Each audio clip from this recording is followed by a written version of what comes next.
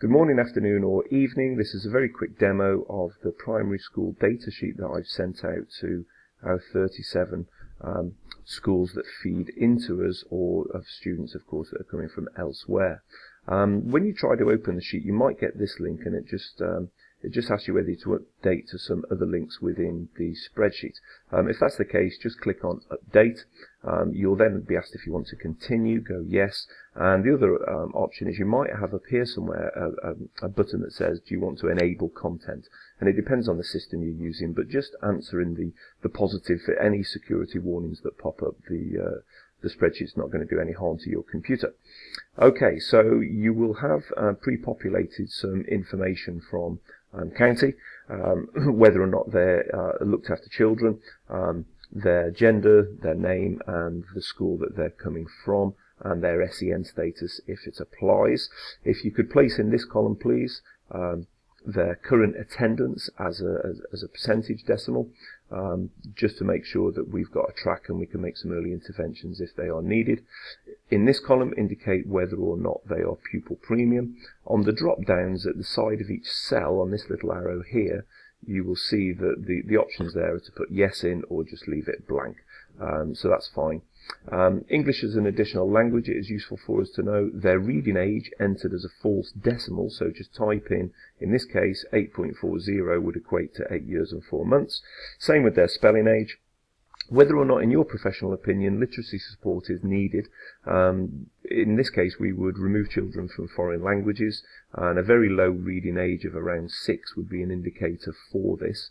The attitude to learning scale, as of last year, we asked you to report attitude to learning on our scale so that it's consistency across all 37 schools, and you can see that there's a drop-down box here, and I've also put into the email the descriptors for those, but very briefly they are here. 1 is motivated and independent, all the way down to 6, where students are constantly distracting and disrupting lessons. And then their English, Maths and Science assessment is a tricky one. We don't have levels anymore, so as agreed with the Cosmic group of head teachers, if you could enter your professional opinion on the student's current performance and attainment using this scale on the right hand side, with 9 being a long way above what the expectations are for a student at that age as an average. 5 would be the average Year 6 student in your experience and professional knowledge, and 1 would be a long way below where that student should be. Same for English, Maths and Science, and then the soft data column here. You've got some free text. The box, don't worry about the size of the box, I'll still be able to read the content, and we'll grow that later on. Anything that you think is relevant for us to know, all the way through from parental issues at home, whether or not the student's sporty or musical, whether or not they're shy, they're a good leader, anything that you think will help us to get a handle on that student's background, character, attitude, and skills. That's absolutely fine, and you can write as much or as little in there as you want. This column here is to identify any students that you definitely think Betty should stay away from in terms of helping her with her learning, and this example identifies Hetty as keeping apart from Betty. This column here is obviously the reverse of that.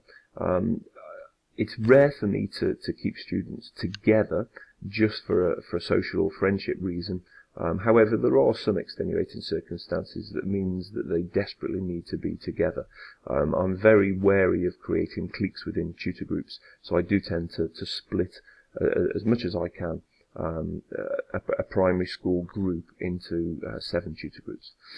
Similarly with the house allocation, there may be some family history of being in Hicks House, but again, it doesn't really impact their learning. I will place them into a Hicks House if I can, but it may be that the other priorities outweigh that. And in the last column, for the photo, just enter no if the school doesn't have permission to use the child's photograph. You can type that in because the drop-down menu just says yes or blank. Hope that's okay. Feel free to get that back to me as soon as you possibly can, but certainly by the Wednesday before half term would be absolutely lovely. Thank you.